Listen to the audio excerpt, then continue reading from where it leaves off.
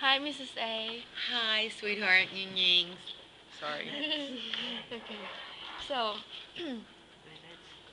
I'm here to interview you about the Challenger explosion. And what do you remember about the Challenger's explosion? I remember it vividly because I was living in Florida at the time, and being raised in Florida, which was the home of the space mission. It was always a source of pride, and we were very involved with any kind of space or exploration, anything that was going up. We felt like it was a part of our state. It was part of who we are. Cape Canaveral, I visited many times. So when I knew that this shuttle was going, the Challenger was going, everybody watched. Everybody was involved. Everybody was anticipating, especially knowing that there were so many civilians on the spacecraft. Uh, I remember everything about it from the beginning, when it started, when they were training, until the very end. Okay, so when the event happened, what were you doing at the time? Like, Well, it's how old were actually, you? I remember it so clear because I was, what I remember so close, vividly about it was that I had just moved to Fort Lauderdale, and I was 21 years old, and was getting ready for an interview, a job interview, as working in a daycare center, and to teach preschool. So I was so excited to know that there was a teacher involved in the Challenger, and I was on my sofa because it was early, and my interview wasn't until the afternoon. So I was laying on my sofa watching the television, and at that time it was just not like the convenience that it is with the clickers. So it was just that channel was on, and I remember laying there watching it, the excitement of them counting down for it to launch, and it launched, and it builds up. It Yeah. builds up that excitement, and then just continuously watching that until you realize that there was something wrong. So, so when you did you see on the TV that it exploded? hmm It was on live. It was on live. You watched. You weren't sure what you were watching. You were thinking at first. I was thinking that it was the separation, because there's a part where the craft separates from The base. the base.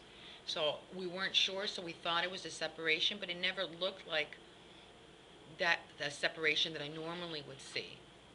And I remember that four streaks of smoke, of fire, came from the hull.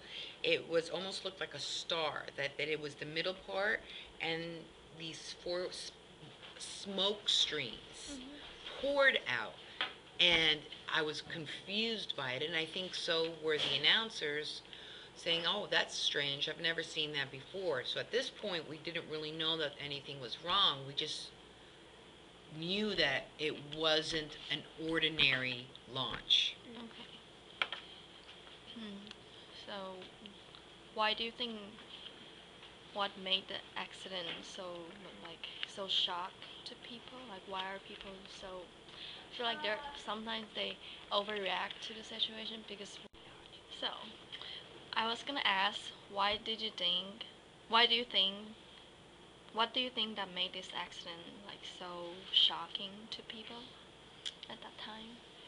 Well, once you realized that it was destroyed, once you realized this accident happened, and everyone was lost, I think the shock of it was that we saw it in our own eyes. There wasn't a question about it. There wasn't something that happened out of our frame of mind, something that was reported later.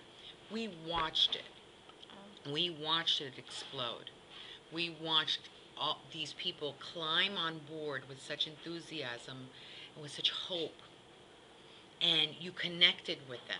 You connected with them on the level of whether or not there was a teacher on board, or whether there was a an astronaut.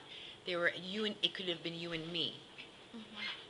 Anyone could have been on that space shuttle, but with such hope and desire just to be able to help the rest of mankind, learn more about space exploration.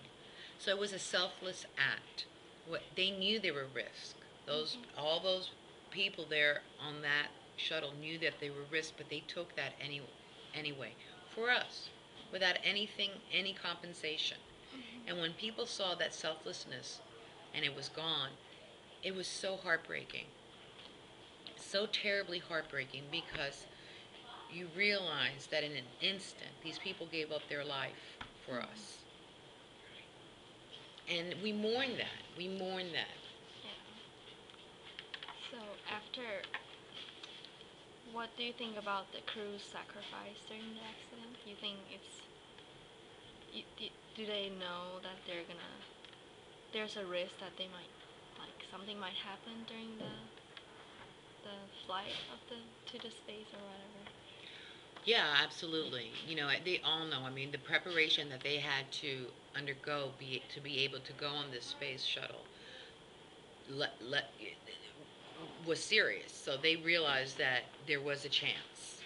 But I think it's like anyone, someone who's a selfless act and does and for humanity, they know that there's a risk, but they will do what they have to do because it's such a pure feeling. So these crew members, they're all volunteers? Yeah. Okay. And do you have any more questions? Well, there was a couple of astronauts who trained for it, and they trained professionally for it. But I mean, when you think of the average person willing to do that, yeah, not a lot of people. Not a lot of people. I mean, the school teacher. She had a family. I mean, she's just a regular school teacher. Yeah, and she had children, and she was married, and she went ahead and did it anyways. Do you know why she got chosen? Is it because she wanted? I don't know why she got chosen, but I know the reason why she wanted to go was to be able to bring back information to her students, to bring back information and be able to say, listen, I did this. Let me explain to you a little bit more about space exploration. I think you understand that when a teacher is able to teach you something that they've experienced that pertains to a certain curriculum, you respond more so to that. Because, like, oh, they've lived it, they've been there, they understand. Whereas when you're just reading it from a book or something that you get secondhand, this is someone who's done it. It's cool. Yeah, right? Okay. Did the accident change your opinion of about space travel at all?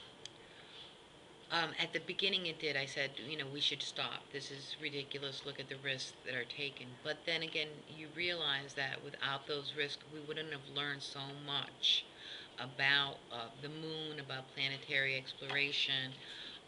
So I changed my mind afterwards and said, I think I reacted emotionally to that, and that's why I wanted it to stop. But then I realized for the good of all mankind, it had to keep going. Okay.